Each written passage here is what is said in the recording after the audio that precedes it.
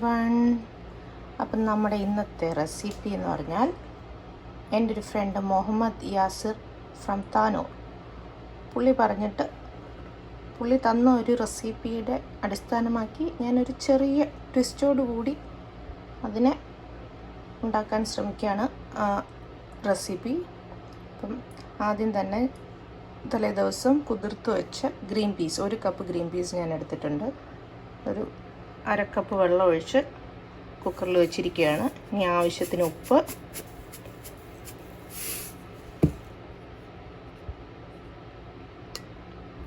കുറച്ച് മഞ്ഞൾപ്പൊടി, പിന്നെ ഇഞ്ചി ചതച്ചതും വെളുത്തുള്ളി ചതച്ചതും.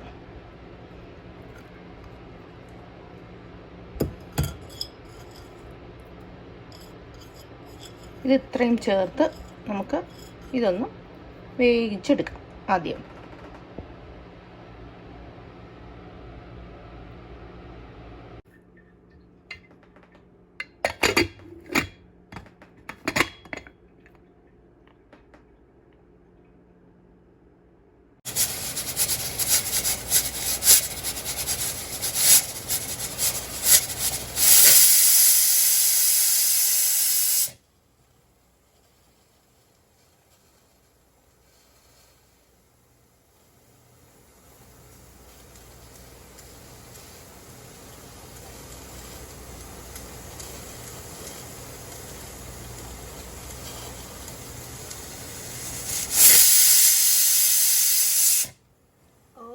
രണ്ട് വിസിൽ കഴിയുമ്പോഴത്തേന് നമുക്കതങ്ങ് ഓഫാക്കാം. പിന്നെ അതവിടെ കുക്കറിലിരുന്ന് തന്നെ വെന്തോളും. അപ്പം നമുക്ക് അടുത്ത പരിപാടികളിലേക്ക് കിടക്കാം. ഒരു ഫ്രൈങ് പാൻ ചൂടാക്കുക. അതിലേക്ക് ഒരു 2 ടീസ്പൂൺ വെളിച്ചെണ്ണ ഒഴിച്ചു കൊടുക്കുക.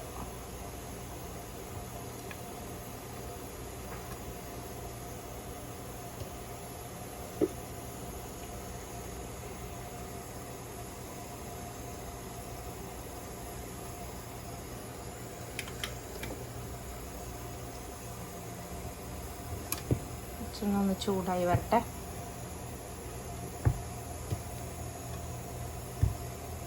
വേണമെങ്കിൽ കുറച്ച് കടുകും കറിവേപ്പിലയും ഒക്കെ ആകാം.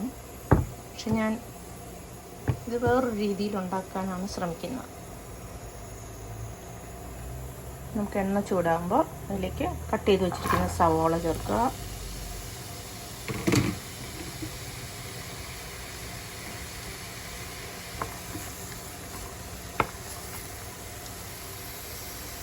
സവോള വേഗം വെന്ത് കിട്ടാനായിട്ട് കുറച്ച് ഉപ്പ് കൂടെ ചേർക്കുന്നത് നല്ലതാണ്. ഗ്രീൻ പീസിൽ ആദ്യമേ ഉപ്പ് ആഡ് ചെയ്തിട്ടുണ്ട്, അതുകൊണ്ട് ഉപ്പ് ചേർക്കുമ്പോൾ വളരെ സൂക്ഷിച്ച് ചേർക്കുക.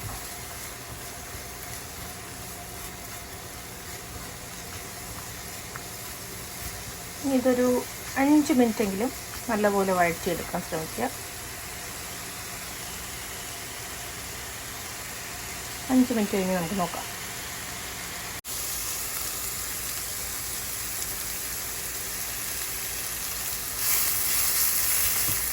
അപ്പോൾ 5 മിനിറ്റ് കഴിഞ്ഞു. നമുക്കിനി ഇതിലേക്ക് ചെറുതായിട്ട് കട്ട് ചെയ്ത് വെച്ചിരിക്കുന്ന ക്യാരറ്റ് ചേർത്ത് വെക്കാം.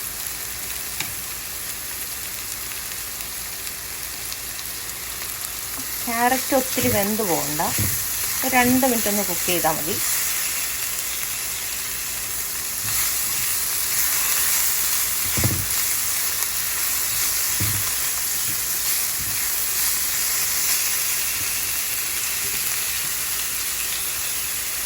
അതിൻ്റെ കൂടെ തന്നെ നമുക്ക് ആവശ്യമുള്ള മസാല ഇൻഗ്രീഡിയൻസും കൂടെ ആഡ് ചെയ്യാം.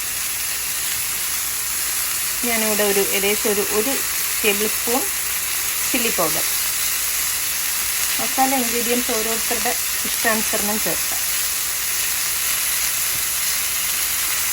ഒരു 1.5 ടേബിൾ സ്പൂൺ മല്ലിപ്പൊടി,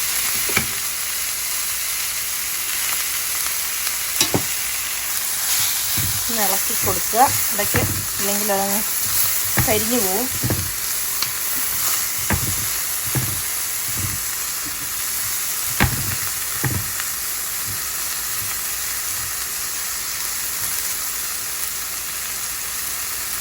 ഒരു 1/2 ടേബിൾ സ്പൂൺ ഗരം മസാല.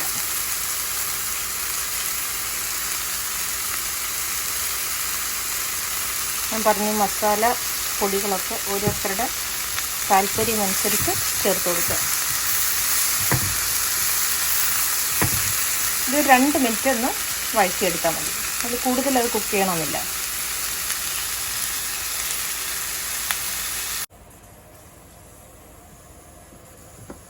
അതിനോടൊപ്പം നമുക്ക് മറ്റൊരു പാൻ ചൂടാക്കി ഒരു ടീസ്പൂൺ, ടേബിൾ സ്പൂൺ അല്ല, ടീസ്പൂൺ വെളിച്ചെണ്ണ ഒഴിച്ച് കൊടുക്കണം. അതൊന്ന് ചൂടായി വരുമ്പോൾ നമുക്കൊരു ഇൻഗ്രീഡിയൻ്റ് അതിൻ്റെ കൂടെ ആഡ് ചെയ്യാം.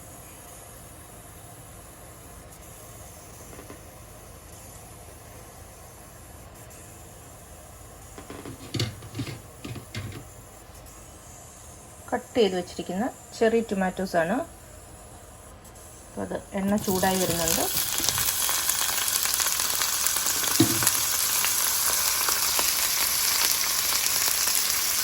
അതിലേക്ക് ഒരു കുക്ക് ചെയ്യണമെന്നില്ല, അത് ജസ്റ്റ് ഒന്ന് ചൂടായി കിട്ടിയാൽ മതി.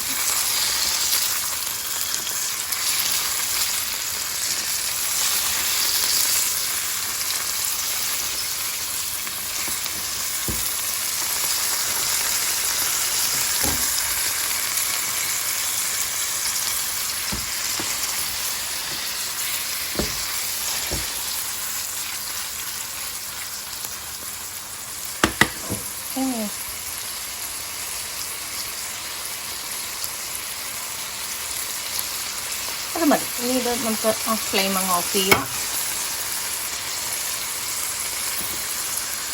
അധികം വെന്ത് പോകാതിരിക്കാനായിട്ട് വേണമെങ്കിൽ ആ സ്റ്റൗ ടോപ്പിൽ നിന്ന് അത് മാറ്റി വയ്ക്കാം.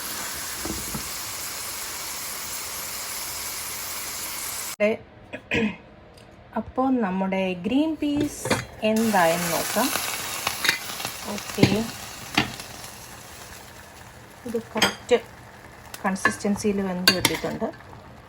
വെന്ത് കുഴഞ്ഞു പോകണമെന്നില്ല, എനിക്ക് ഇതിങ്ങനെ തന്നെയാണ് വേണ്ടത്.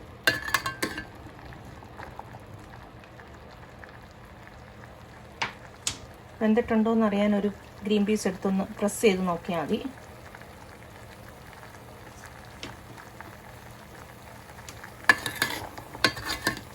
ഓക്കെ, ഇപ്പം നമുക്ക് വീണ്ടും നമ്മൾ വഴറ്റി വെച്ചിരിക്കുന്ന ക്യാരറ്റിലേക്കും ഉള്ളിയിലേക്കും വരാം.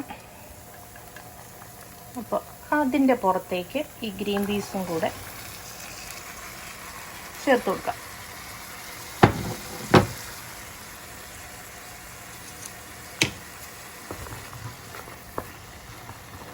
മുഹമ്മദിൻ്റെ റെസിപ്പി ശരിക്കും ഡ്രൈ റെസിപ്പിയാണ്. അതെങ്ങനെയാണെന്ന് എനിക്ക് മനസ്സിലായി. അതൊരു സ്നാക്കായിട്ട് കഴിക്കാൻ വേണ്ടിയിട്ടുള്ളതാണ്. പക്ഷെ ഞാനിത് കുറച്ച് എനിക്ക് ഗ്രേവി ആയിട്ട് വേണം, കാരണം എൻ്റെ ബ്രേക്ക്ഫാസ്റ്റിനൊരു കറി ആയിട്ട് കൂടെ എടുക്കാനാണ്. അപ്പോൾ ചെറിയൊരു ട്വിസ്റ്റ് ഉണ്ടെന്ന് ഞാൻ ആദ്യമേ പറഞ്ഞു.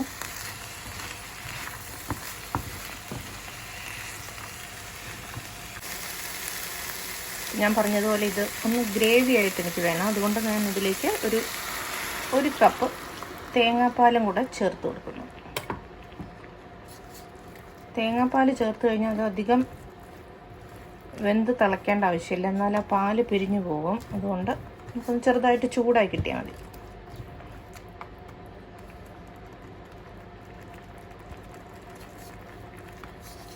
ആവശ്യത്തിന് ഉപ്പുണ്ടോ എന്ന് നോക്കാൻ മറക്കണ്ട.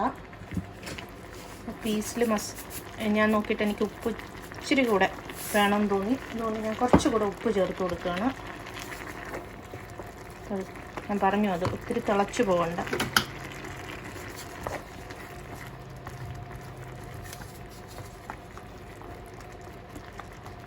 ചെറിയ ഫ്ലെയിമിലിരിക്കട്ടെ. നമുക്കിതിലേക്ക് അതിൻ്റെ മെയിൻ ഇൻഗ്രീഡിയൻ്റ് ആഡ് ചെയ്യാം.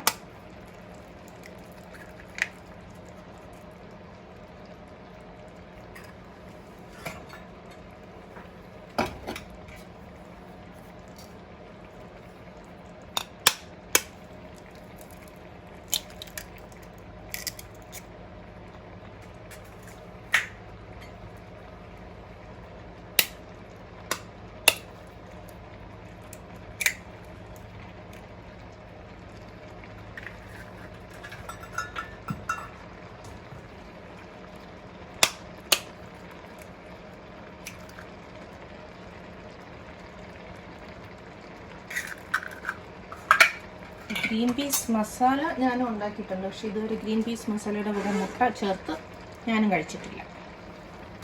ഓക്കെ, അതിൻ്റെ പുറത്തേക്ക്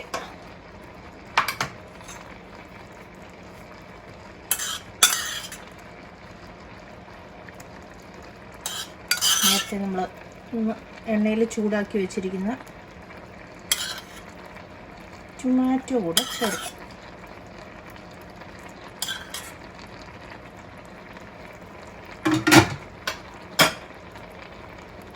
ഒരു ഇൻഗ്രീഡിയൻറ്റും കൂടെ നമ്മുടെ മല്ലിയില.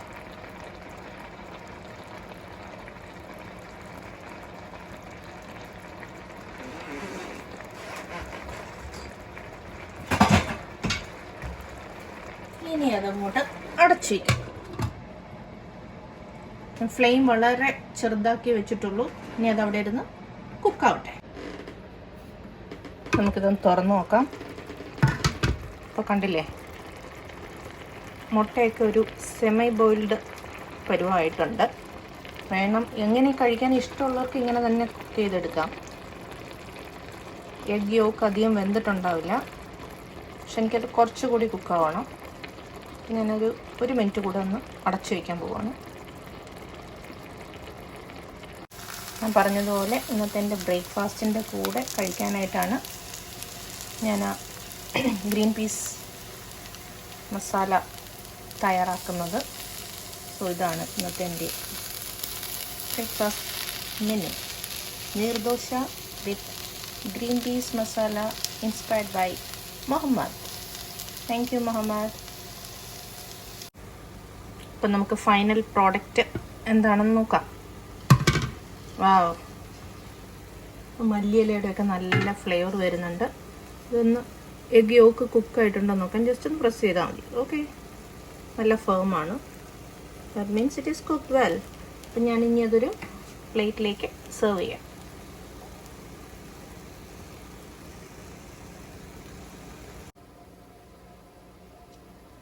കാണാൻ തന്നെ അടിപൊളിയല്ലേ. ഇനി നമുക്കത് പൊട്ടിപ്പോകുന്നു പേടിക്കണ്ട.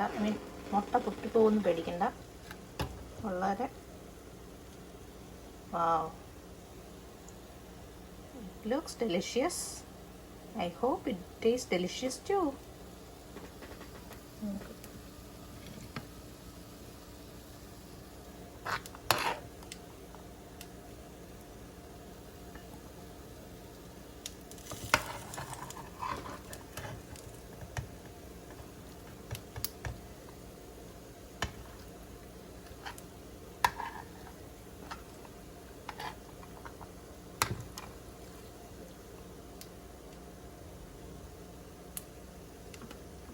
അപ്പം നമ്മുടെ ഗ്രീൻ പീസ് എഗ് മസാല കറി എന്ന് പറയാൻ പറ്റില്ല. ആക്ച്വലി അത്ര തിക്ക് ഗ്രേവി ഒന്നുമല്ല. ഞാനതൊന്ന് ചെറുതായിട്ട് വറ്റിച്ചെടുത്തു with neer dosa. Is ready to eat. Thanks for watching friends.